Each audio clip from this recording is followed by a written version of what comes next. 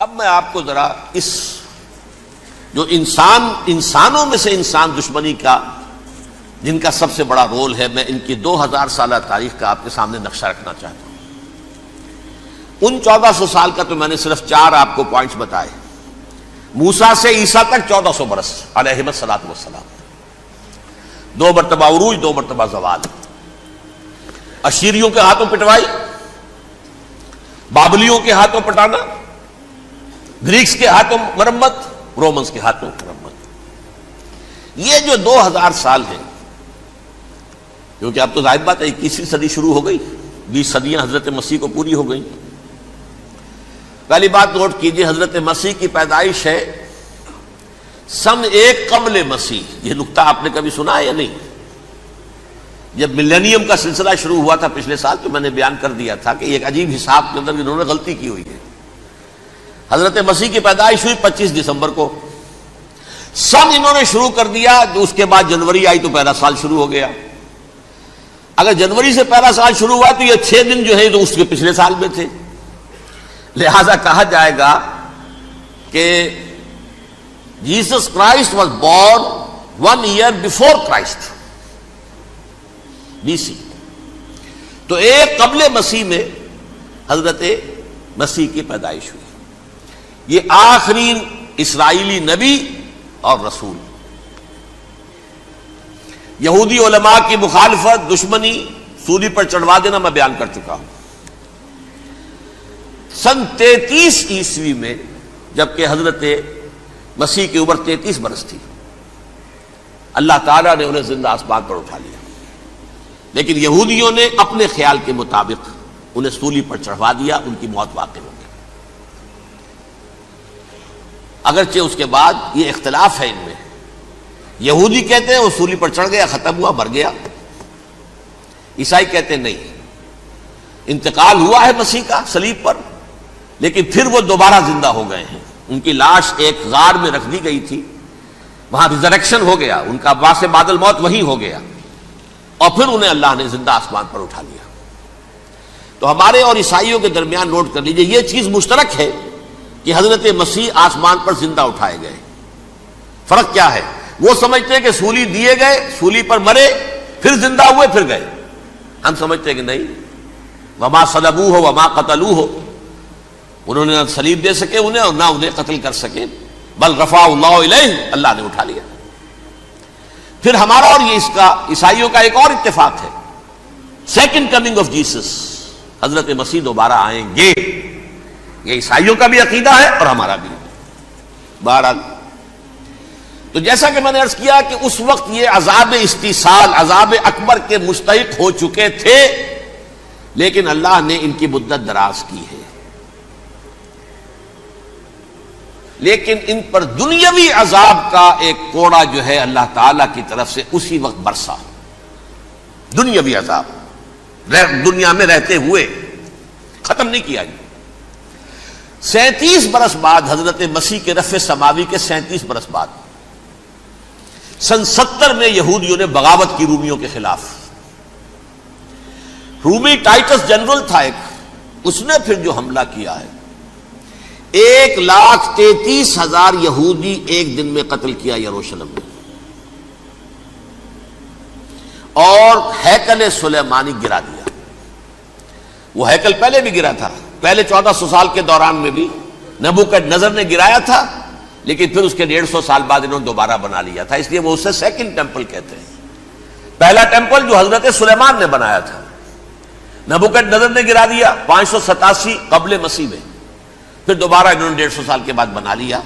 وہ اس تاریخ کا حصہ ہے، میں نے جس کے بارے میں آپ کو تفصیل نہیں بتائی۔ اس میں یہ ہوا سن 70 میں وہ گرا دیا گیا، وہ آج تک گرا پڑا ہوا ہے۔ نمبر 2، یہ کہہ دیا گیا کہ یہودیوں اس ارض فلسطین سے نکل جاؤ،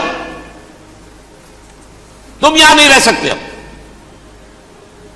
لہذا جس کا جہاں سینگ سمایا چلا گیا، یورپ میں چلے گئے، ایشیا میں آ گئے، عرب میں آ گئے، یہ 3 قبیلے جو رات بھی میں نے عرض کیا تھا، بنو قینقاع، بنو نذیر اور بنو قریظہ، یہ وہاں سے آ کے مدینے میں آباد ہو گئے۔ جس کا جہاں سینگ سمایا، افریقہ میں، ہندوستان میں، جہاں چلے گئے، ڈایاسپورا اسے کہتے ہیں، وہ آپ نوٹ کر لیجیے اس لفظ کو، ڈایاسپورا، ہمارا دور انتشار، جبکہ ہمیں ہماری اصل سرزمین تو فلسطین ہے، حضرت ابراہیم کا مسکن، حضرت اسحاق حضرت یعقوب کا مسکن فلسطین، یہ ہے ہماری اصل جاگیر، یہ تو ہماری جدی پشتی جاگیر ہے، لیکن یہاں سے نکال دیے گئے سن 70 عیسوی میں، اور وہاں سے لے کے 1917 تک ان کا ڈایاسپورا جاری رہا۔ یہ دور انتشار ہے۔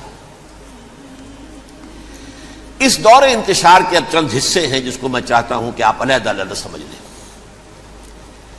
دور انتشار کا جو پہلا جو ہے تقریباً 300 برس، رومی حکمران تھے، وہ یہودیوں کے بھی دشمن تھے اور عیسائیوں کے بھی دشمن تھے، عیسائی اور یہودی ایک دوسرے کے بھی دشمن تھے، لیکن رومی سمجھتے تھے کہ یہ ایک ہی تھیلی کے چٹے بٹے ہیں۔ رومیوں کے نزدیک عیسائی بھی یہودیوں ہی کا ایک فرقہ تھے، کوئی علیحدہ مذہب تو تھا ہی نہیں، لہذا رومی جو ہیں رومنز وہ ان دونوں کو ستاتے تھے، مارتے تھے، اور یہ آپس میں لڑتے تھے، یہودی عیسائیوں کو مارتے تھے، عیسائی یہودیوں کو مارتے تھے۔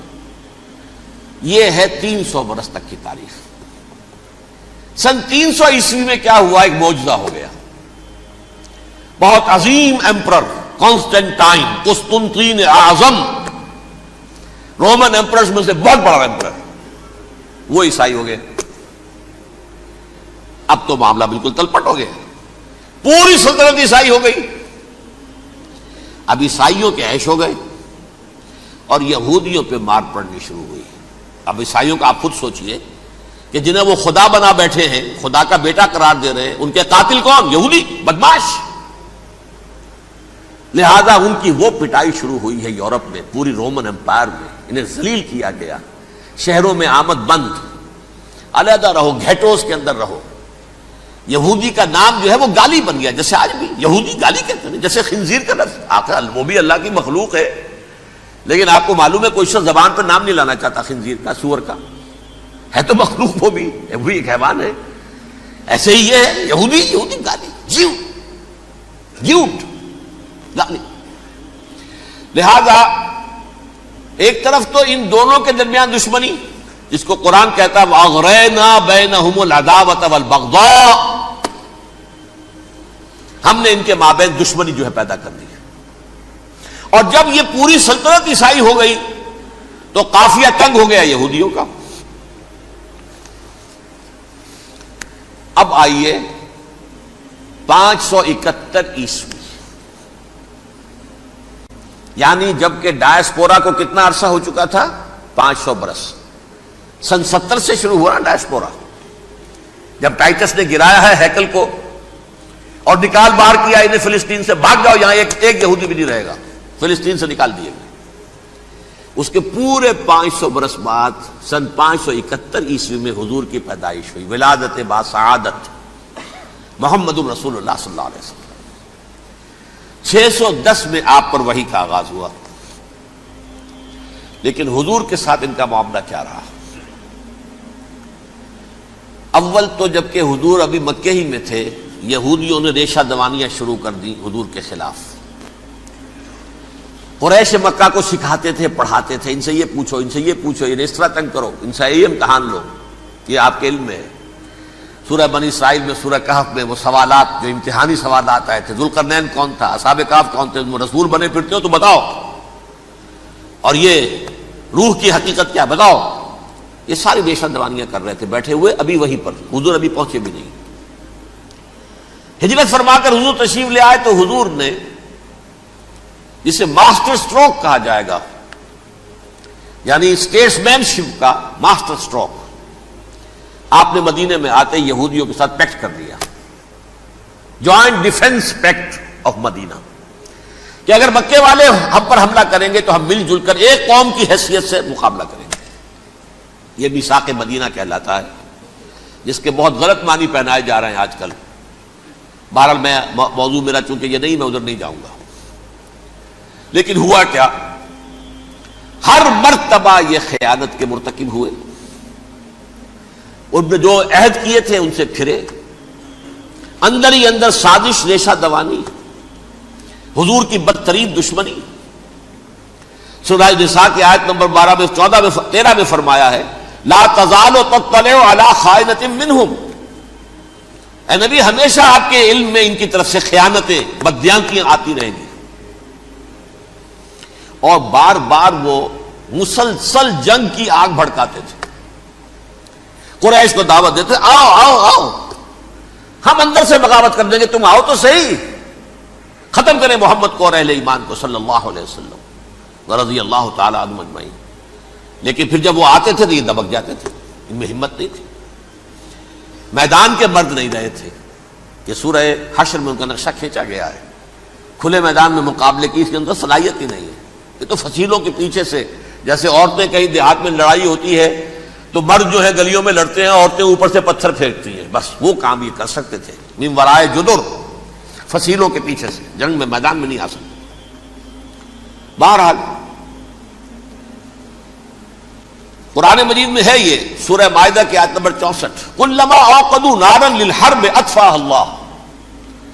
اکثر و بیشتر مواقع پر تو یہ جب آگ بھڑکاتے تھے جنگ کی، اللہ اسے بجھا دیتا تھا. لیکن بہرحال اس کے باوجود جنگیں ہوئی، غزوہ بدر، غزوہ احد ہوئی کہ نہیں؟ یہ ساری اس اصل شرارت نہیں. اور اس کے نتیجے میں حضور نے پھر ایک ایک کر کے 3 قبیلوں کو سزا دی. غزوہ بدر کے فوراً بعد بنو قینقاع نکالے گئے مدینے سے، غزوہ احد کے فوراً بعد بنو نذیر نکالے گئے، اور غزوہ احزاب کے بعد بنو قریظہ نکال دیے گئے. یہ تو میں نے آپ کے سامنے رکھ دیا صرف حضور کے زمانے میں ان کا کیا رویہ رہا. دشمنی، رات بھی ہم نے وہ آیت پڑھی تھی، لَتَجِدَنَّ أَشَدَّ النَّاسِ عَدَاوَةً لِلَّذِينَ آمَنُوا الْيَهُودُ وَالَّذِينَ أَشْرَكُوا. اہل ایمان کی دشمنی میں شدید ترین تم پاؤ گے یہودیوں کو اور مشرکین. مشرکین بھی بعد میں ہے، پہلے یہودی. حضور کے بعد کیا ہوا اب یہ نوٹ کیجئے، یہ ان کی تاریخ کا دوسرا دور. حضرت عمر رضی اللہ تعالی عنہ کا عہد خلافت ہے. بیت المقدس کا محاصرہ کیا گیا، فصیل بڑی اونچی، شہر اندر سے سیلف سفیشینٹ، حملے کا راستہ کوئی نہیں، محاصرہ طول کھینچ رہا ہے، لیکن ان کے پاس رسد بھی موجود ہے، پانی بھی موجود ہے، وہ دروازے بند کر کے بیٹھے ہوئے ہیں. بالآخر اللہ تعالیٰ کی مشیت کا ظہور کیسے ہوا؟ ان کے کچھ علماء آئے فصیل پر، کہا دیکھو مسلمانوں، تم قیامت تک بھی یہاں پڑے رہو گے محاصرہ کر کے، ہمارا یہ شہر فتح نہیں ہوگا. ہاں ایک درویش بادشاہ کے ہاتھوں یہ شہر فتح ہونا ہے، لیکن تمہارے اندر ہمیں وہ نظر نہیں آ رہا. ابو عبیدہ بن الجراح رضی اللہ تعالی عنہ، امین هذه الامہ، ان کا فوراً ذہن گیا وہ درویش بادشاہ مدینے میں بیٹھا ہوا ہے، عمر رضی اللہ تعالی. اب ایک اور عمر بھی ہے جو قندھار میں بیٹھا ہے. نقشہ وہی ہے، سادگی کی حد تک نقشہ وہی، بالکل وہی، اپنی آنکھوں سے دیکھا ہے، وہی سادگی. عمر اول، عمر ثانی تھے عمر بن عبدالعزیز. اب ایک اللہ کے فضل سے اللہ تعالیٰ ایدہ اللہ بنصرتہ، اللہ تعالیٰ ان کی نصرت فرمائے، دشمنوں کو ان کے مقابلے میں نیست و نابود کرے. انہوں نے ریکویسٹ بھیج دی کہ حضور تشریف لائیے، یہ شہر فتح ہو جائے گا. وہ ہے سفر تاریخی، اتنا طویل سفر، تقریباً 700 میل، ایک اونٹ، ایک خادم، ایک منزل پہ امیر المومنین اوپر بیٹھے، خادم آگے چل رہا ہے، اگلی منزل پہ خادم اوپر بیٹھا ہے، امیر المومنین آگے جا رہے ہیں. اور جب پہنچے ہیں تو وہ باری تھی خادم کی. انہوں نے ہاتھ جوڑ دیا، حضور خدا کے لیے تم کیا کہیں گے لوگ، وہ میرا برا حال کر دیں گے، تمہیں شرم نہیں آئی؟ امیر المومنین پیدل آگے چل رہے ہیں نکیل پکڑ کر، اور تم بیٹھے ہو اوپر براجمان ہو. حضرت عمر فرمایا الدور دورک، نہیں باری تمہاری ہے، بیٹھ. اس حال میں پہنچے ہیں. اور پھر یہ کہ ابو عبیدہ بن الجراح آئے ہیں، استقبال کیا ہے تو دیکھا ہے اس حال میں چلے آ رہے ہیں. عمر نکیل پکڑے ہوئے چلے آ رہے ہیں، اور کہتے ہیں کہ کہیں کیچڑ ویچڑ تھا، جوتے خراب ہو گئے تھے، وہ بھی اتار کے ہاتھ میں پکڑے ہوئے، کپڑے تو تھے ہی پھٹے ہوئے. انہوں نے کہا کہ حضرت ابو عبیدہ نے، دیکھیے یہ بڑا متمدن ملک ہے، بڑا مہذب علاقہ ہے، یہ آپ ذرا حلیہ اپنا درست فرما لیں تب جا کے پیش ہم آپ کو کریں گے. آپ نے فرمایا نحن قوم اعزنا اللہ بالاسلام، ہم وہ قوم ہیں جنہیں اللہ نے عزت دی ہے اسلام کے ذریعے سے. کپڑوں کے ذریعے سے نہیں، دولت کے ذریعے سے نہیں۔ اسی حال میں گئے ہیں، اوپر سے انہوں نے کھڑے ہو کر نشانیاں دیکھی ہیں، اپنی کتابیں کھولی، ہاں یہ وہی ہیں، اچھا لو جی سرنڈر، شہر تمہارے ہاتھ میں۔ خون کا ایک قطرہ نہیں بہا اور بیت المقدس فتح ہو گیا۔ لیکن اس وقت حضرت عمر نے ایک نرمی یہ کی کہ یہودیوں کے لیے بھی اسے اوپن سٹی قرار دے دیا۔ یہ احسان عظیم حضرت عمر کا، اس سے پہلے یہودی آ ہی نہیں سکتا تھا، داخل ہی نہیں ہو سکتا تھا، وہاں وہ آ کر وزٹ نہیں کر سکتا تھا، زیارت نہیں کر سکتا تھا اپنے مقدس مقامات کی۔ حضرت عمر نے یوں سمجھیے کہ تقریباً 550 برس کے بعد ان کے لیے راستہ کھولا ہے کہ ہاں تم آ سکتے ہو، زیارت کر سکتے ہو۔ لیکن یہ عیسائیوں نے لکھوایا معاہدے کے اندر، انہیں یہاں آپ آباد ہونے کی اجازت نہیں دیں گے، لیکن کم وزٹ دی پلیسز، دیکھیں، زیارتیں کریں اور جائیں۔ یہ معاہدہ حضرت عمر کا ہے رضی اللہ تعالیٰ، جو پھر خلافت راشدہ کے بعد بنو امیہ نے بھی اس کو آرڈر کیا، بنو عباس نے کیا، پھر جو ہمارے یہ ترکوں میں اندر خلافت آئی تو ترک خلفاء نے بھی اس معاہدے کی پوری پابندی کی۔ فلسطین میں آ سکتے ہیں یہودی صرف زائرین کی حیثیت سے، وہاں آباد نہیں ہو سکتے۔ اب آئیے اگلا دور آیا حضرت عثمان کا دور خلافت۔ یہ ہے وہ وقت کہ اب یہود نے امت مسلمہ کی پیٹھ میں چھرا گھونپا۔ وہ کیسے؟ ایک یہودی عبداللہ ابن سبا اسلام کا لبادہ اوڑھ کر آ گیا، معاشرے کا جائزہ لے لیا، ان میں بنو ہاشم اور بنو امیہ میں جو پرانی کشاکش تھی اس کے کچھ نہ کچھ جراثیم باقی ہیں، اگر ان کو ذرا بھڑکا دے تو مسلمانوں میں انتشار پیدا ہو جائے۔ کہا یہ عثمان کون ہے؟ یہ تو بنو امیہ میں سے ہے، یہ حق تو بنو ہاشم کا ہے، خلافت ان کے پاس ہونی چاہیے، محمد کے تو رشتہ دار وہ ہے صلی اللہ علیہ وسلم۔ عوام الناس کے اندر بات پھیلنی شروع ہوئی، پھر ایک بڑی سازش کے انداز میں حضرت عثمان کے خلاف پروپیگنڈا، حضرت عثمان کے جو عاملین تھے، گورنر تھے، ان کے خلاف پروپیگنڈا، اور ایسی ہوشیاری کرتے تھے کہ کوفے میں کوفے کے حاکم کے خلاف کچھ نہیں کہنا، اجی مصر میں یہ ہو رہا ہے، اجی شام میں یہ ہو رہا ہے، اجی یہ جو عثمان ہے وہ یہ کر رہا ہے، یہ ظلم ہو رہا ہے، یہ لوٹ مار ہو رہی ہے، یہ خیانتیں ہو رہی ہیں۔ اب نہ تو اس زمانے میں مینز آف کمیونیکیشن، کیسے تصدیق کریں؟ افواہیں تو آپ آج کراچی کے اندر شروع ہو جائے تو پتہ نہیں چل سکتا کسی کو کہ کیا اس میں صداقت ہے، کیا جھوٹ ہے، اور بری بات جو ہے فطرت انسانی کی کمزوری ہے وہ فوراً قبول کرتا ہے، کسی کے بارے میں اچھی بات ماننے کو تیار نہیں ہوتا، لیکن بری بات تو فوراً تیار۔ بہرحال یہ فتنہ انہوں نے اٹھایا، حضرت علی کی الوہیت کا فتنہ اٹھایا، حضرت عثمان کے خلاف الفتنۃ الکبریٰ برپا کیا، حضرت عثمان شہید ہوئے۔ اس کے بعد 5 برس تک مسلمان ایک دوسرے کی گردنیں کاٹتے رہے، باہمی خانہ جنگی ہوئی، امت کو وہ زخم لگایا ہے جو آج تک جس سے خون رس رہا ہے۔ یہ شیعان عثمان اور شیعان علی تھے جو بعد میں پھر سنی اور شیعہ ہو اور آج تک ہے۔ فتنہ کس نے جگایا؟ ایک عبداللہ ابن سبا یہودی اور اس کے کارندے، شیطان کا ایجنٹ، اور انسانوں میں سے بھی اس کے جو بھی حواریین تھے اور شیطانوں کے اندر سے بھی تھے، انہوں نے بھی اس آگ کو بھڑکایا۔ یہ آپ سوچ لیجئے کہ یہ کس نے وہ زخم لگایا؟ یہودی۔ اگلا دور آیا، خلافت راشدہ ختم ہوئی، بنو امیہ کا بھی دور کافی گزر گیا۔ طارق ابن زیاد 712 عیسوی میں حملہ کرتے ہیں اسپین پر۔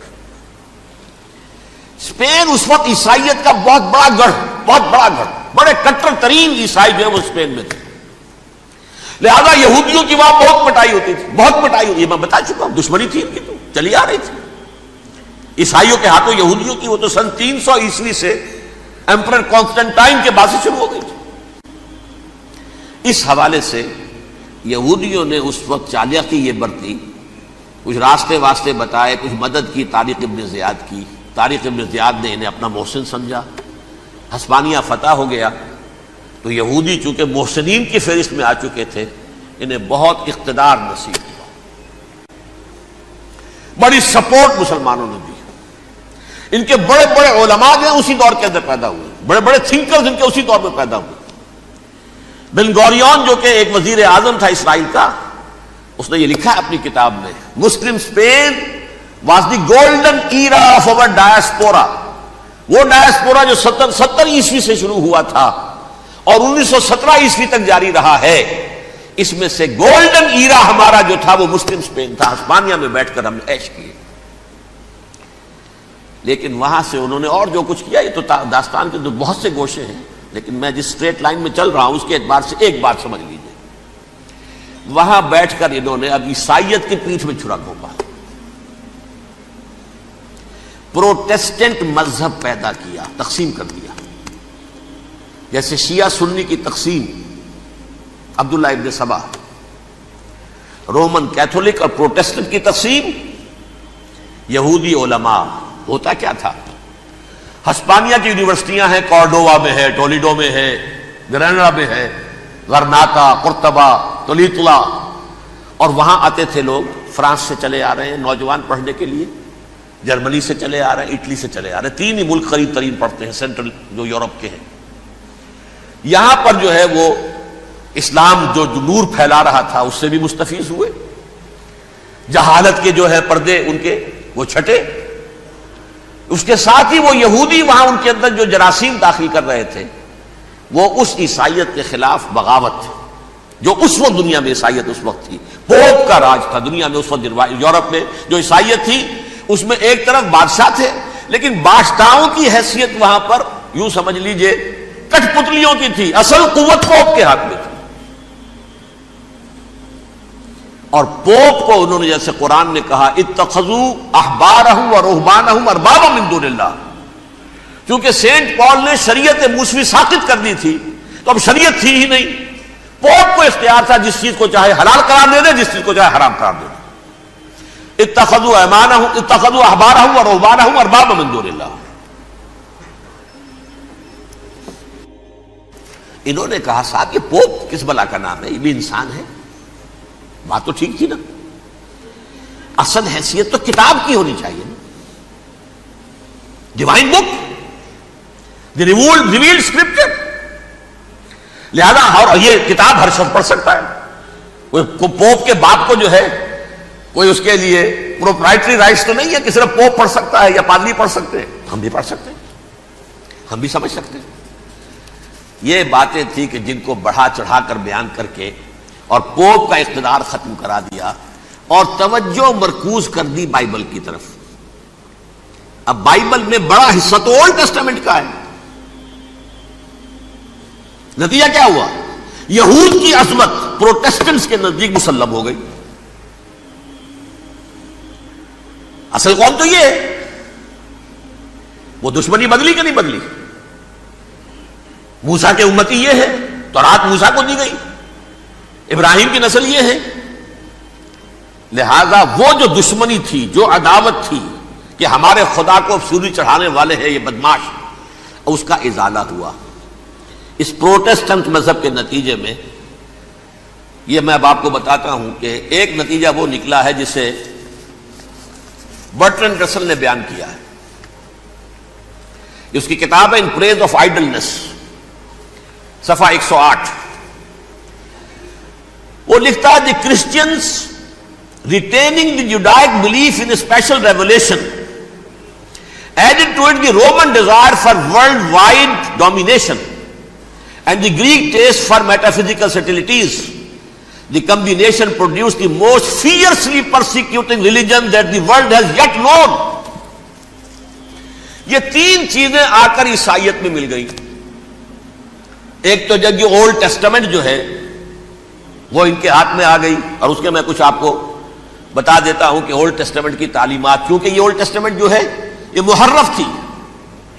اصل تورات تو گم ہو گئی تھی 587 قبل مسیح میں، جب پہلی مرتبہ ہیکل جو ہے تباہ ہوا ہے اس وقت ختم ہو گئی تھی.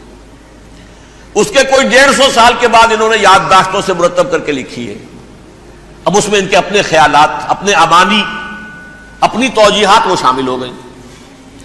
لہذا میں آپ کو حوالے دیتا ہوں اس کتاب کے اندر مظالم کی جو تعلیم دی گئی ہے اہل کتاب نے اپنے مظالم قتل عام کے جواز کے لیے تورات میں تبدیلیاں کی اور پیغمبروں پر دہشت ناکی اور بدترین حرام کاری کے الزامات لگائے. سنیے، پہلا حوالہ ہے یہ گنتی باب 31 آیات 17-18.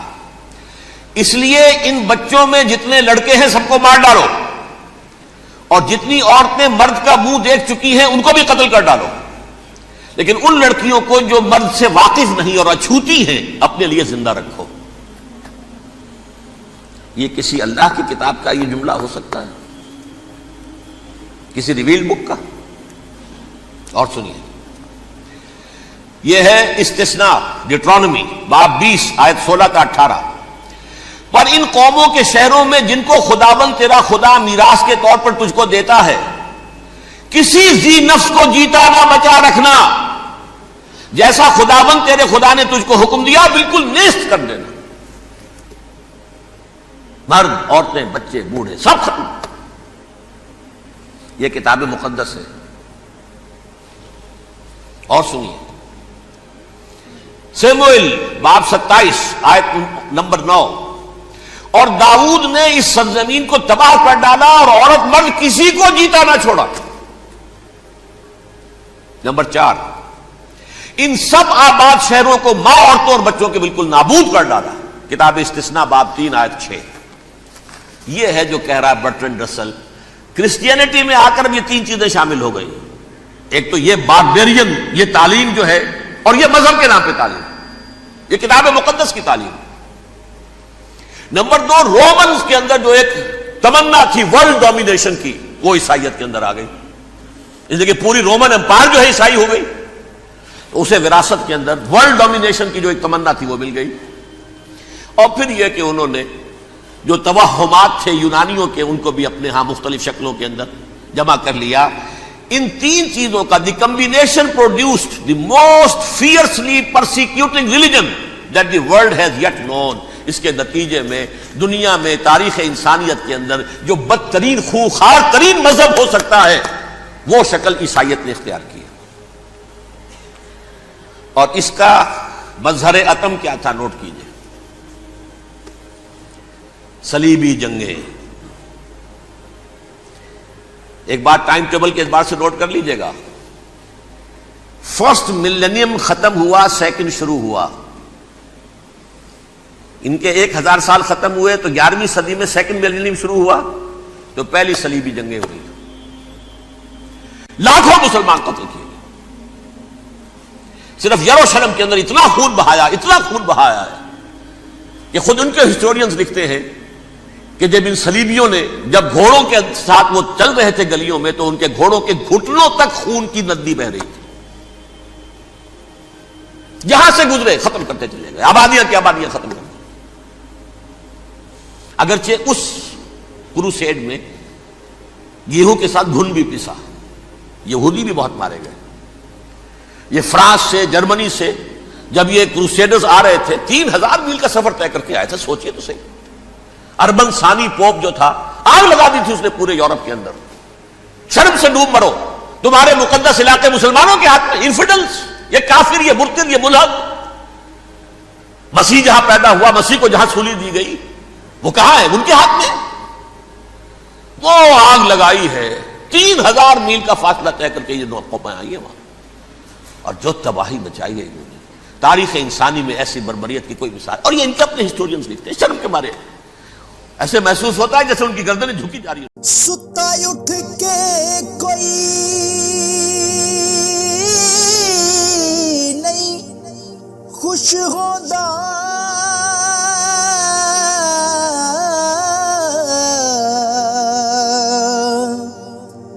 بڑے ستے جگا کے میں ویکھیا